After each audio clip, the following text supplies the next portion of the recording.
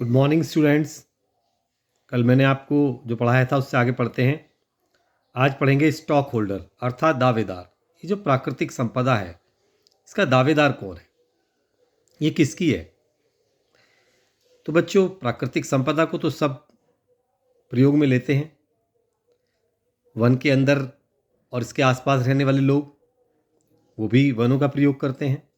सरकार द्वारा जो गठित वन विभाग की जो टीम है वो भी वनों से प्राप्त संसाधनों का नियंत्रण करती है। कुछ उद्योगपति हैं जो वनों से सामग्री लेकर व्यवसाय करते हैं, और जीव जंतु हैं उनके भी तो वन हैं ये। और इसके अलावा अनेक लोग हैं जो वनों का प्रयोग करते हैं। तो दरअसल ये वन किसके हैं? ये वन तो बच्चों सबके हैं। सभी को, हम सभी का दायित्व है, हम सभी की ड्यूटी है कि इनको हानि ना पहुंचाएं। इनका प्रयोग करें, लेकिन उतना ही प्रयोग करें ताकि इनको कोई हानि ना पहुंचे। ठीक है ना? इनका समय समय पर जो संपोषण होना है वो भी करना चाहिए। वन संपदा का इस प्रकार उपयोग करने के लिए, या इस प्रकार उपयोग करें कि संसाधनों का ह्रास ना हो, ये खराब ना हो। अंग्रेजों के भारत आने से पहले लोग इन्हीं वनों में शताब्दियों से रह रहे थे। जब अंग्रेज भारत में आए तो उन्होंने वनों का नियंत्रण अपने हाथ में ले लिया। उनसे पहले यहाँ के मूल निवासियों ने ऐसी विधियों का विकास किया जिससे संपोषण भी होता रहे, अर्थात वनों को कोई हानि ना पहुंचे, वन वैसे ही बढ़ते रहें जैसे बढ़ रहे हैं। अंग्रेजों ने न केवल वनों पर अधिपत्य जमाया, मतलब अपना अधिकार जमाया, अपने स्वार्थ के लिए उनका निर्ममता से दोहन भी किया, मतलब उन्हें खराब करना शुरू कर दिया। जो पेड़ उन्हें अच्छे लगे वो ज़्यादा मात्रा में उन्होंने काटे। यहाँ के मूल निवासियों को एक सीमित क्षेत्र में रहने के लिए मजबूर कर दिया। उन्होंने वन में नहीं आने दिया लोगों को। वन संसाधनों का अत्यधिक दोहन भी आरंभ हो गया। स्वतंत्रता के बाद इन वनों ने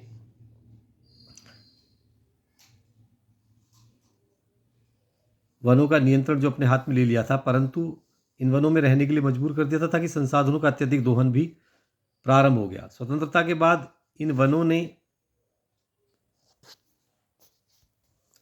तो बच्चों स्वतंत्रता के बाद क्या हुआ? स्वतंत्रता के बाद वन विभाग ने वनों का नियंत्रण अपने हाथ में ले लिया, परंतु प्रबंधन व्यवहार में स्थानीय लोगों की आवश्यकताओं एवं ज्ञान की उपेक्षा होती रही। जो वनों के पास के जो लोग थे उन पर ध्यान नहीं दिया सरकार ने, क्योंकि वनों के आसपास के जो लोग थे उनकी वनों पर निर्भरता बहुत ज़्यादा थी। वे लकड़ियाँ काट कर लाते थे, वनों से सूखी लकड़ियाँ उठा कर लाते थे अपना चूल्हा जलाने के लिए। कुछ भोजन भी वो वनों से प्राप्त करते थे। तो इस प्रकार स्थानीय लोगों पर ध्यान नहीं दिया गया, क्योंकि स्थानीय लोग वनों पर ज़्यादा निर्भर होते हैं। उद्योगों के लिए भी वनों का प्रयोग करते रहे, लकड़ियाँ काटते रहे, क्योंकि उद्योगों में लकड़ियों की बहुत ज़रूरत होती है। तो जैसा कि मैं पहले बता चुका हूँ कि किसी वन के, जैसे टीक के सभी वृक्ष समाप्त हो जाते हैं, क्योंकि टीक की लकड़ी जो है ये एक इमारती लकड़ी है, इससे फर्नीचर बनाया जाता है। तो इस सब को रोकने के लिए उचित कदम उठाए जाने चाहिए सरकार के द्वारा, ताकि वन अपनी पहली स्थिति में रह सके। अंत में हम चर्चा करते हैं कि प्राकृतिक एवं वन्य जीव प्रेमियों की, जो वन पर निर्भर तो नहीं है परंतु वनों के प्रबंधन में उनकी बात को बहुत महत्व दिया जाता है। संरक्षण का प्रारंभ बड़े जंतुओं जैसे शेर, चीता, हाथी, गैंडा से हुआ था, क्योंकि बच्चों जब वन कटेंगे तो इन जंतुओं पर तो प्रभाव पड़ेगा। अब उन्होंने संपूर्ण जैव विविधता को पूर्ण रूप से संरक्षित करने के महत्व को समझ लिया। परंतु क्या हमें ऐसे व्यक्तियों को पर्याप्त महत्व नहीं देना चाहिए जो वन तंत्र का भाग बन गए हैं? इस बात के पर्याप्त प्रमाण है कि स्थानीय निवासी परंपरा अनुसार वनों के संरक्षण का प्रयास करते रहे हैं। उदाहरण के लिए राजस्थान के विश्नोई समुदाय के लिए वन व अन्य प्राणी संरक्षण उनके धार्मिक अनुष्ठान का भाग बन गया है। भारत सरकार ने पिछले दिनों जीव संरक्षण हेतु अमृता देवी विश्नोई राष्ट्रीय पुरस्कार की व्यवस्था की है। यह पुरस्कार अमृता देवी विश्नोई की स्मृति में दिया जाता है, जिन्होंने सन 1731 में राजस्थान के जोधपुर के पास खेजराली गांव में खेजरी वृक्ष को बचाने के लिए 363 लोगों के साथ अपने आप को बलिदान कर दिया था। तो वनों को बचाने के लिए समय समय पर अनेक प्रकृति प्रेमियों ने अपना बलिदान दिया है। वनों का उपयोग परंपरागत तरीके से ही होना चाहिए। इससे इतर कोई भी उपयोग वनों के लिए हानिकारक हो सकता है। जैसे विशाल हिमालय राष्ट्रीय उद्यान के सुरक्षित क्षेत्र में एल्पाइन के वन हैं, जो भेड़ों के चरागाह थे।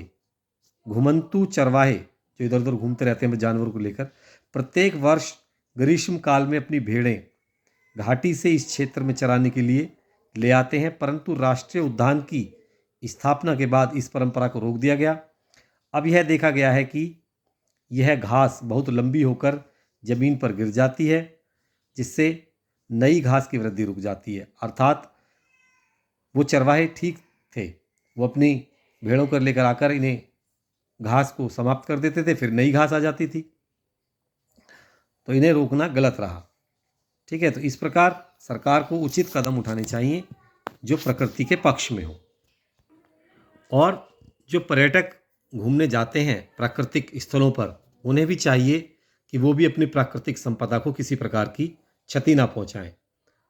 हमें वनों से मनुष्य के हस्तक्षेप को कम करना होगा। वन संसाधनों का उपयोग इस प्रकार करना होगा जो पर्यावरण एवं विकास दोनों के हित में हो। दूसरे शब्दों में, जब पर्यावरण वन संरक्षित किए जाएं, उसके सुनियोजित उपयोग का लाभ स्थानीय निवासियों को मिलना चाहिए। यह विकेंद्रीकरण की एक ऐसी व्यवस्था है जिससे आर्थिक विकास एवं पारिस्थितिक संरक्षण दोनों साथ साथ चल सकते हैं। जिस प्रकार का आर्थिक एवं सामाजिक विकास हम चाहते हैं, उससे ही अंततः यह निर्णय होगा कि पर्यावरण का संरक्षण हो रहा है अथवा इसका और विनाश हो रहा है। पर्यावरण को पौधों और जंतुओं का सजावटी संग्रह मात्र नहीं माना जा सकता। यह एक जटिल व्यवस्था है जिससे हमें उपयोग हेतु अनेक प्रकार के प्राकृतिक संसाधन प्राप्त होते हैं। हमें अपने आर्थिक और सामाजिक विकास की आपूर्ति हेतु इन संसाधनों का सावधानीपूर्वक उपयोग करना होगा, जिससे यह संपदा लंबे समय तक बनी रहे। अब आता है संपोषित प्रबंधन। प्राकृतिक संसाधनों का इस प्रकार प्रबंधन करना होगा कि बिना पर्यावरण के हानि पहुंचाए उसका उपयोग किया जा सके। तो ऐसा प्रबंधन संपोषित प्रबंधन कहलाता है। तो इस प्रकार के प्रबंधन से संपदा का उपयोग केवल वर्तमान एक पीढ़ी में ही नहीं बल्कि आने वाली पीढ़ियों में भी उसका उपयोग किया जा सकता है। वनों को बचाने के लिए अनेक आंदोलन किए जाते हैं, जिसमें से एक चिपको आंदोलन भी बहुत प्रसिद्ध है। ठीक है, तो चिपको आंदोलन के बारे में हमें पता होना चाहिए। चिपको आंदोलन स्थानीय निवासियों को वनों से अलग करने की नीति का ही परिणाम है। यह आंदोलन हिमालय की ऊंची पर्वत श्रृंखला में गढ़वाल के रैनी नामक गांव में एक घटना से सन 1970 के प्रारंभिक दशक में शुरू हुआ था। यह विवाद लकड़ी के ठेकेदार तथा स्थानीय लोगों के बीच प्रारंभ हुआ, क्योंकि गांव के पास के वृक्ष काटने का अधिकार ठेकेदार को दे दिया गया था। एक निश्चित दिन ठेकेदार के आदमी वृक्ष काटने के लिए आए, जबकि वहां के निवासी पुरुष वहां नहीं थे। बिना किसी डर के वहां की महिलाएं फौरन वहां पहुंच गईं और पेड़ों को अपनी बाहों से भरकर ठेकेदार के आदमियों को वृक्ष काटने से रोका। अंततः ठेकेदार को अपना काम बंद करना पड़ा। तो स्थानीय लोगों ने वनों को बचाने के लिए अपने जीवन को भी बलिदान देने का निश्चय कर लिया। तो चिपको आंदोलन काफ़ी प्रसिद्ध है, इसके बारे में आपको पता होना चाहिए, इसके बारे में आपको पढ़ना चाहिए। यदि स्थानीय लोग ऐसा ना करते तो सारे वृक्ष काट दिए जाते, वह क्षेत्र वृक्ष विहीन हो जाता। इससे प्रकृति को काफ़ी नुकसान होता, वहाँ के स्थानीय लोगों को काफ़ी नुकसान होता। तो बच्चों, ये बहुत ज़रूरी है कि वनों का संरक्षण किया जाए, क्योंकि ये प्रकृति से जुड़े हुए हैं। वनों को बचाना हमारा प्राथमिक कर्तव्य है। वन हमारे लिए बहुत लाभकारी हैं। वो केवल हमें वृक्ष ही नहीं बल्कि ऑक्सीजन देते हैं, मिट्टी कटाव को रोकते हैं, मिट्टी की उपजाऊ क्षमता को बढ़ाते हैं और वन्य जीवों का संरक्षण करते हैं। तो वन हमारे लिए बहुत महत्वपूर्ण है, इनको हमें बचाना होगा। तो बच्चों, आज की क्लास में आप इतना ही पढ़ें, अच्छे से समझें, जो समझ में ना आए मुझसे पूछें। नमस्कार, धन्यवाद।